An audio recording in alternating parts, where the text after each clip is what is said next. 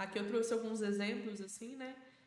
São imagens da Grécia Antiga e a gente traz, assim, as esculturas da Grécia que eram tidas com muita beleza, com muitos detalhes, assim, que a gente olhando hoje, a gente fala, meu Deus, como que eles fizeram isso lá atrás, de tanta perfeição, né? Então, são esculturas que estão lá até hoje, monumentos que estão de pé. Alguns sim já decaíram, mas outros tantos já estão de pé ainda e estão lá firmes e fortes, passando por restaurações. O tempo está conservando também de alguma forma, sabe-se Deus lá como, mas está conservando. E aí a gente traz, por exemplo, essas fotografias que mostram o céu no entardecer e o céu na luz do dia. E quando a gente olha bem para esse céu, assim, ele parece muito uma pintura, de tão perfeito que é, das cores, da gradação das cores. E os próprios monumentos, né, eles também trazem pra gente isso, assim, de uma. Até um quebradinho que tiver num monumento ali, você olha para ele e fala: Meu Deus, ele poderia ter caído inteiro, mas caiu só aquele pedacinho. E o restante está em pé. As cores estão ali, vibrando, de acordo com a paisagem. Então você imagina o espírito que reencarnou nesse espaço, olhando de frente para isso. Assim, imagina você de frente para essas imagens que estão assim, esse pôr do sol, por exemplo. O impacto que isso dá na gente. Só de olhar as imagens já fica meio encantado. Você imagina isso na sua frente. A inspiração que pode te dar, né? E aí, quando a gente fala sobre escultura, a gente traz outros tipos também de esculturas, né? De inspiração, a gente está falando que você entra em contato e isso mexe com você de alguma forma, você sente uma energia diferente, assim. E quando a gente entra em contato com essas esculturas, que são belíssimas, que trazem uma natureza de detalhes, assim, riquíssimas, a gente também dá uma comovida ali, alguma coisa bate na gente que a gente sente algo diferente que muitas vezes a gente nem sabe explicar, né? Aqueles que são mais sensíveis acabam ficando arrepiados, sentindo alguma coisa diferente quando olha. Então, como eu tinha dito antes, assim, essas esculturas trazem uma história muito anterior àquela forma que está dada ali, né?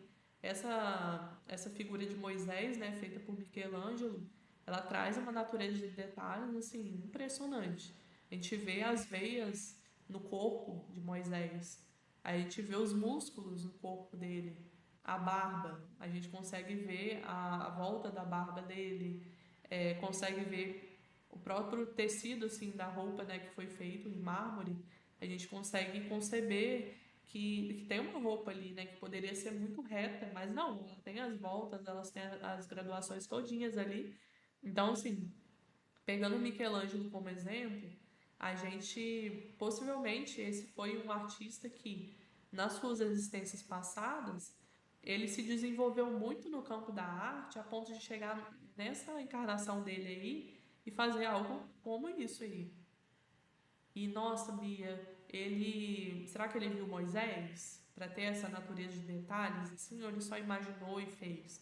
Isso a gente não tem como bater o martelo de que é um ou outro, né?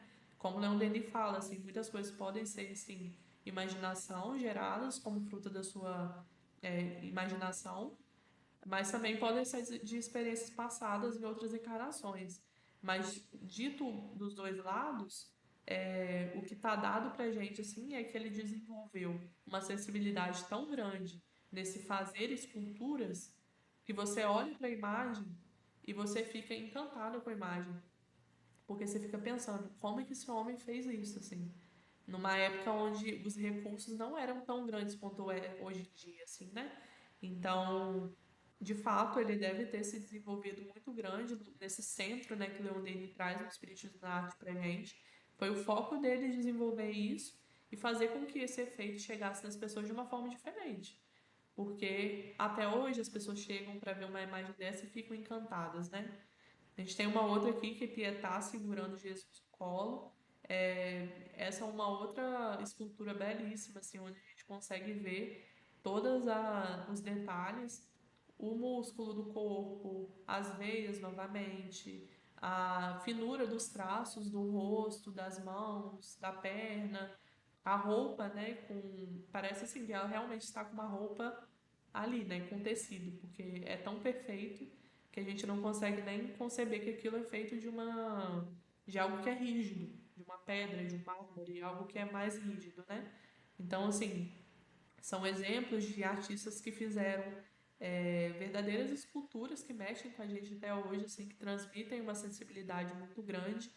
Como exemplo, aqui no Brasil, né, a gente tem a Aleijadinho fazendo esculturas belíssimas lá em Minas, que até hoje são esculturas que as pessoas vão mudar de cidade, vão lá para visitar, elas viajam quilômetros para poder ter contato com essas obras.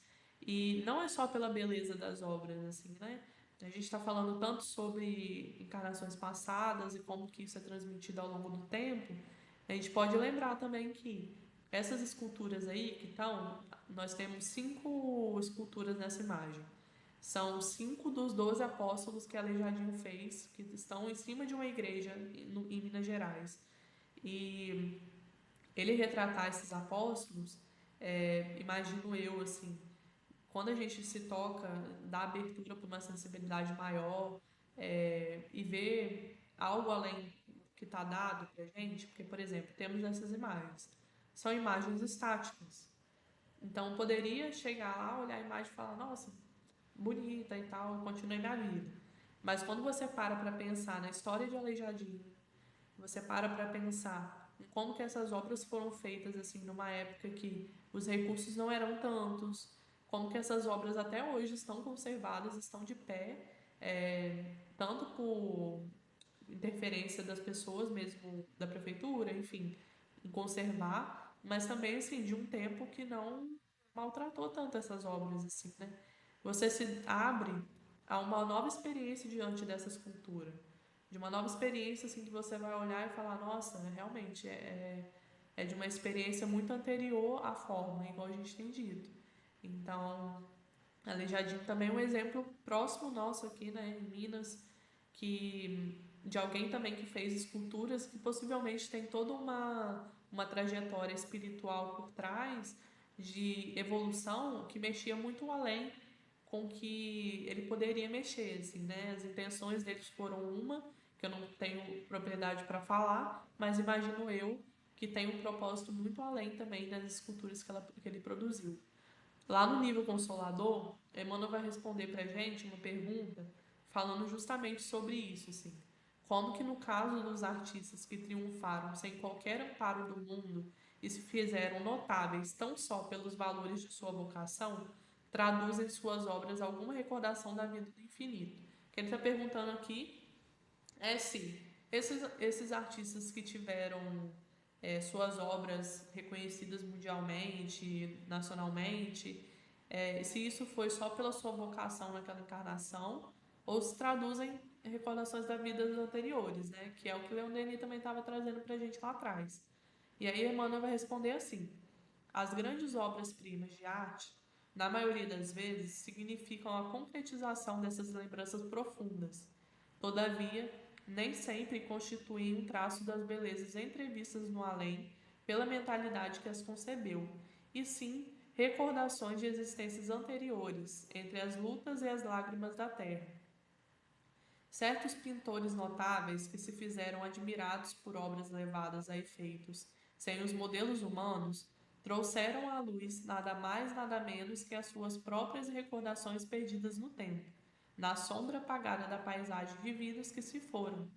Relativamente aos escritores, aos amigos da ficção literária, nem sempre as suas concepções obedecem à fantasia, porquanto são filhas de lembranças inatas, com as quais recompõem o drama vivido pela sua própria individualidade nos séculos mortos.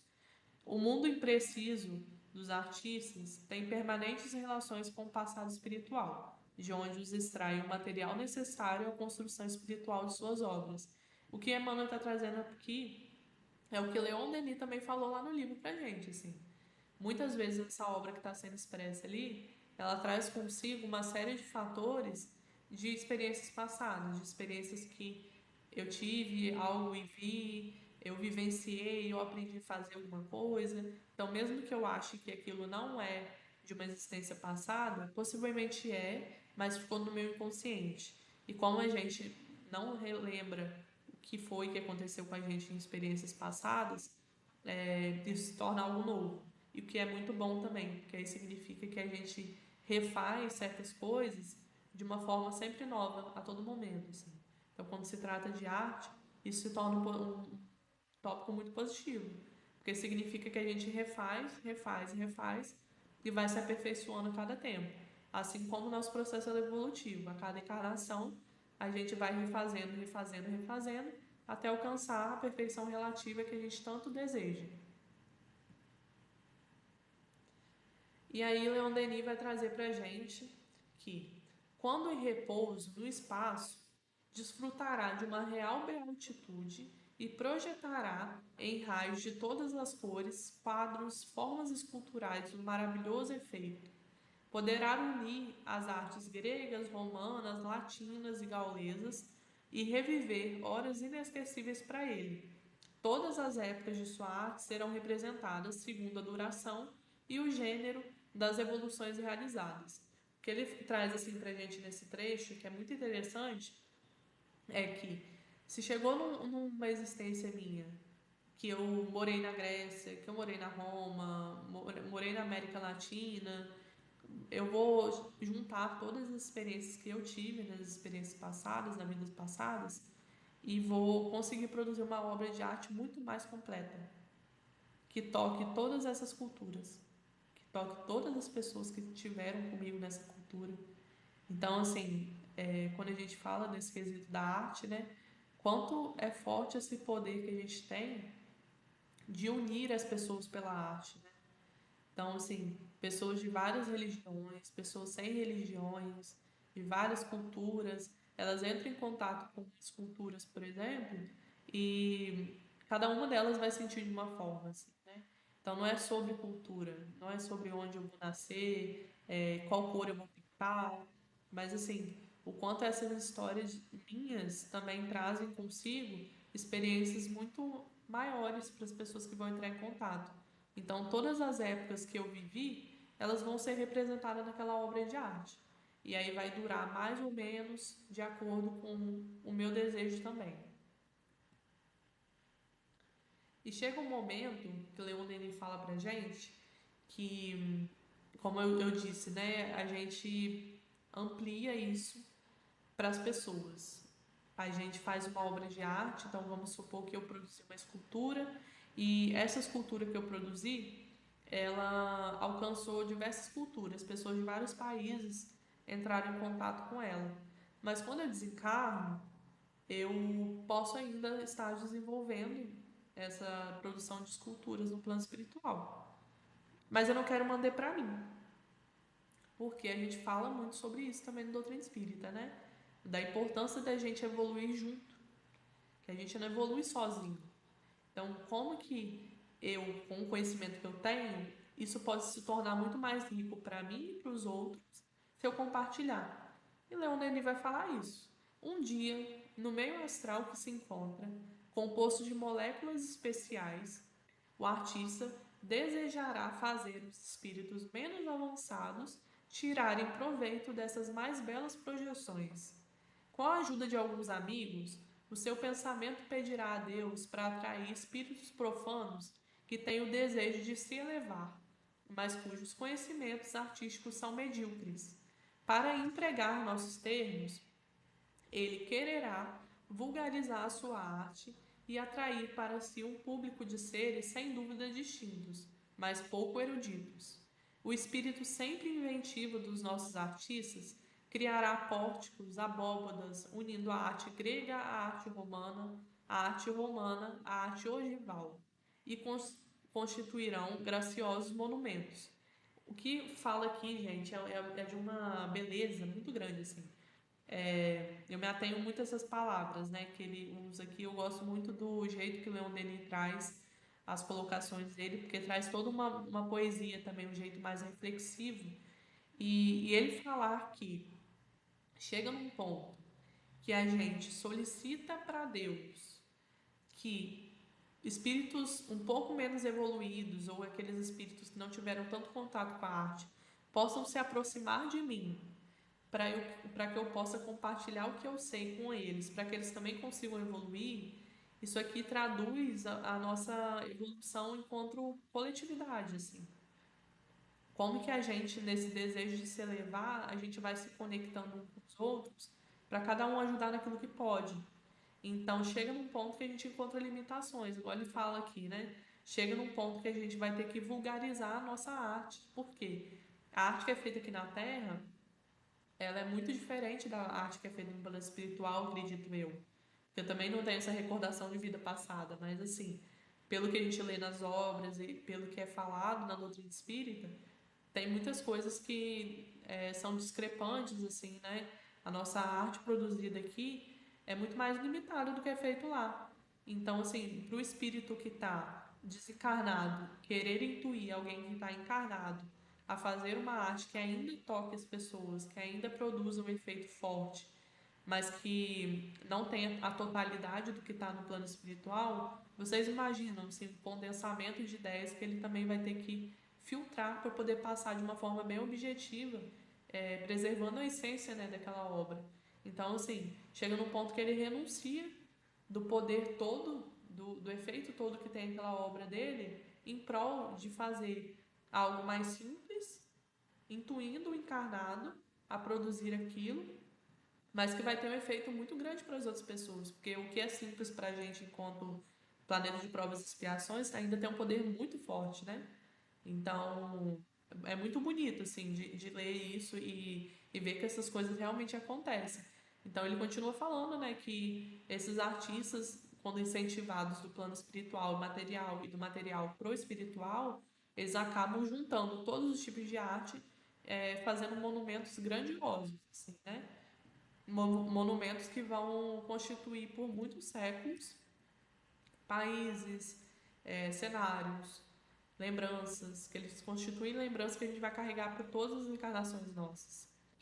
Mas quando a gente fala sobre essa condensação de planeta, de mundo espiritual para o mundo da Terra, a gente também fala de propriedades assim dessa matéria, né? A gente sabe que a matéria no plano espiritual é totalmente diferente da matéria que a gente entende aqui.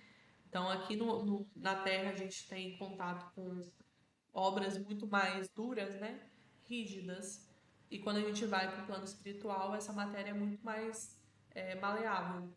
Então, o Leon Denis ele vai falar para a gente que esses monumentos que ele falou ali atrás, que são produzidos coletivamente e que são grandiosos, eles podem ser feitos no plano espiritual de uma outra forma.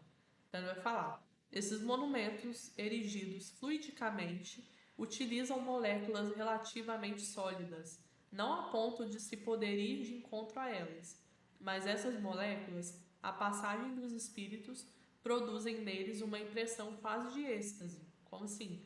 Entrei em contato com o monumento, eu fico tipo, meu Deus, estou extasiado assim, de tanto impacto que tem em mim. Dessa forma, os seres fluídicos podem se encontrar em presença de arquiteturas cujos planos a vossa geometria, muito pobre, não me pode ajudar a explicar. Aqui ele traz essa colocação, né?